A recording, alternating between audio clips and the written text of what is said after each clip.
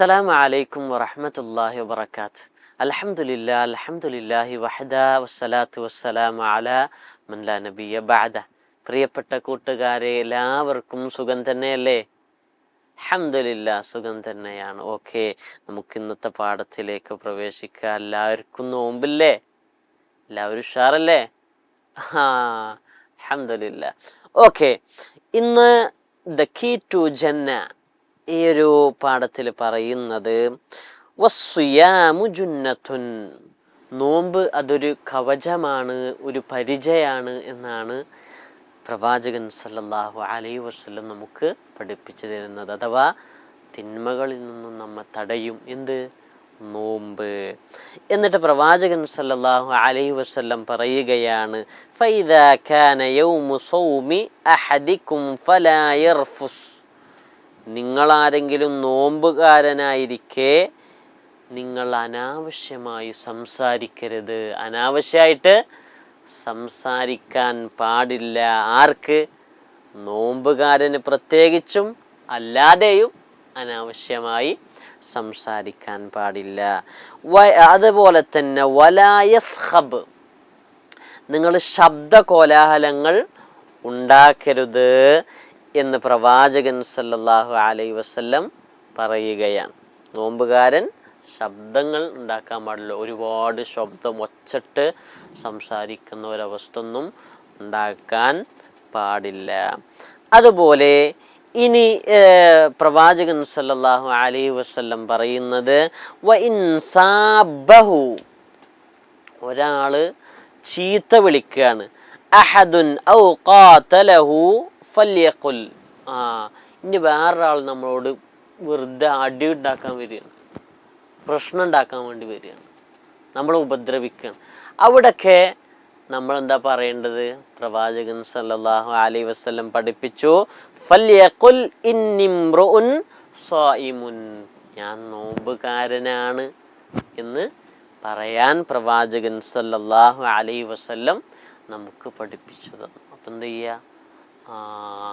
ഓരോരുത്തർ പ്രശ്നം ഉണ്ടാക്കാൻ വരുമ്പോൾ, സ്കൂളിൽ പ്രശ്നം ഉണ്ടാക്കാൻ വരുമ്പോൾ, നോമ്പുണ്ട്, ഞാൻ നോമ്പുകാരനാണ്, ഇന്നീ സ്വായിം എന്നാണ് പറയുക. അപ്പോൾ എന്തിനാണ് വെറുതെ ഈ ഒരു കുട്ടീനെ പ്രയാസപ്പെടുത്തുന്നത്? അവൻ നോമ്പൊക്കെ നോറ്റിട്ടുണ്ട്, ഇല്ലെങ്കിൽ അവനും നോമ്പ് നോറ്റുണ്ടാവും. അവനപ്പം ചിന്തിക്കും, ഞാനും പ്രശ്നം ഉണ്ടാക്കാൻ പാടില്ലല്ലോ, ഞാനും നല്ല കുട്ടിയായി മാറട്ടെ എന്ന് പറഞ്ഞ് അവൻ നമ്മെ കണ്ട് മാറും. അതിലൂടെ അവന് ചെയ്ത നന്മകൾക്കുള്ള പ്രതിഫലം നമുക്കും കിട്ടും. അല്ലാഹു അതിന് തൗഫീക്ക് നൽകട്ടെ. ഓക്കെ, ഇന്നത്തെ 8ാമത്തെ ആയത്താണ്, സൂറത്തുൽ അലക്കിലെ 8ാമത്തെ ആയത്താണ് ഇന്ന് പഠിക്കാനുള്ളത്. ഇന്ന ഇലാ റബ്ബിക റുജ്ആ, അതിൻ്റെ അർത്ഥം എന്താണ്? മനുഷ്യ, നിശ്ചയമായും നിന്റെ റബ്ബിലേക്കത്രേ മടക്കം. അപ്പം നമ്മളെല്ലാവരും ഇനി എത്ര അഹങ്കരിച്ച് നടന്നാലും ആരാണെങ്കിലും അവസാനം അവരല്ലാഹുവിൻ്റെ അടുക്കലേക്ക് മടങ്ങും എന്നുള്ളത് ഉറപ്പാണ്, തീർച്ചയാണ് അല്ലേ? ഓക്കെ, അപ്പോൾ അള്ളാഹിൻ്റെ അടുക്കലേക്ക് പോകണം എന്ന ബോധ്യം എപ്പോഴും ഉണ്ടാകണം. അള്ളാഹുവിൻ്റെ അടുക്കലുള്ള ആ ഒരു സ്ഥാനം ഭയന്നുകൊണ്ട് അള്ളാഹിൻ്റെ അടുക്കലേക്ക് പോകണമല്ലോ എന്നോർത്തുകൊണ്ട് തിന്മകളിൽ നിന്നും പൂർണ്ണമായും മാറി നിൽക്കാൻ നമുക്ക് കഴിയേണ്ടതുണ്ട്. അങ്ങനെ അള്ളാഹിൻ്റെ അടുക്കലേക്ക് പോകുമ്പോൾ, ഇപ്പോൾ പൊതുവേ നമ്മളൊരു ടൂറ് പോവുകയാണെങ്കിൽ, ടൂറ് പോകാൻ ഇഷ്ടമല്ലേ? ടൂറ് പോവുകയാണെങ്കിൽ നമ്മൾ ഒരുപാട് കാര്യങ്ങൾ മുന്നേ ഒരുക്കും. അത് കൊണ്ടാകണം, ഈ ഷൂ കൊണ്ടാകണം, ഇതിങ്ങനെ അവിടെ എത്തിയിട്ടുണ്ട് ഇട്ട് കഴിഞ്ഞാലുണ്ടല്ലോ നല്ല ഭംഗിയായിരിക്കും. അങ്ങനെ ഓരോ ഡ്രസ്സുകൾ, ഈ ഡ്രസ്സ് ഇത് നല്ല ഭംഗിയുള്ള ഡ്രസ്സാണ്, ഈ കളർ എനിക്ക് ചേരും, അങ്ങനെയൊക്കെ പറഞ്ഞിട്ട് ഓരോന്ന് നമ്മൾ എടുത്തു വെക്കും അല്ലേ? അതേപോലെ അള്ളാഹിൻ്റെ അടുക്കലേക്ക് പോകുമ്പോൾ ചില കാര്യങ്ങൾ എടുത്തു വെക്കേണ്ടതുണ്ട്. അതെന്താണ്? സൽക്കർമ്മങ്ങളാണ് അല്ലേ? അങ്ങനെ ഒരുപാട് നന്മകൾ നമ്മൾ ഒരുക്കേണ്ടതുണ്ട്. അങ്ങനെ അള്ളാഹിൻ്റെ അടുക്കലേക്ക് പോകുമ്പോൾ കൊണ്ടുപോകാൻ നിങ്ങൾ എന്തെല്ലാം ഒരുക്കിയിട്ടുണ്ട് എന്നുള്ളത് ലെവലപ്പിൽ എഴുതുക. അള്ളാഹു നമ്മെ അനുഗ്രഹിക്കട്ടെ.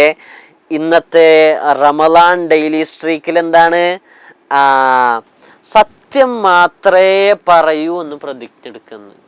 എന്നാണ്ട് തീരുമാനിക്കുക, ഇനി മുതൽ ഞാൻ ഒരു കള്ളവും പറയില്ല, ഞാൻ സത്യമേ പറയുള്ളൂ എന്ന് തീരുമാനിക്കുക.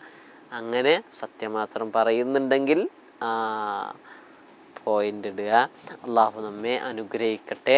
അസ്സലാമു അലൈക്കും വറഹ്മത്തുള്ളാഹി വബറകാതുഹു. പ്രിയപ്പെട്ട കൂട്ടുകാരെ, റമദാൻ മാസത്തിലെ സൽക്കർമ്മങ്ങൾ പ്ലാൻ ചെയ്യാൻ റമദാൻ ക്വസ്റ്റ് കൂടെ ഉണ്ടല്ലോ. അതിനോടൊപ്പം വിസ്ഡം ബാലവേദി ഒരുക്കുന്ന ഒരു കുഞ്ഞു സർപ്രൈസ് ഇതാ. നമ്മുടെ ടീം ബാലവേദി യൂട്യൂബ് ചാനലിൽ എല്ലാ ദിവസവും അപ്ലോഡ് ചെയ്യുന്ന റമദാൻ ക്വസ്റ്റ് വീഡിയോകൾ കാണുക. അതിന് താഴെ കമന്റ് രേഖപ്പെടുത്തുക. കമന്റ് ചെയ്യുന്നവരിൽ നിന്ന് തെരഞ്ഞെടുക്കപ്പെടുന്ന 3 പേർക്ക് ദിവസവും സമ്മാനങ്ങൾ ലഭിക്കുന്നു. വേഗം തന്നെ വീഡിയോകൾ കാണൂ, സമ്മാനങ്ങൾ സ്വന്തമാക്കൂ.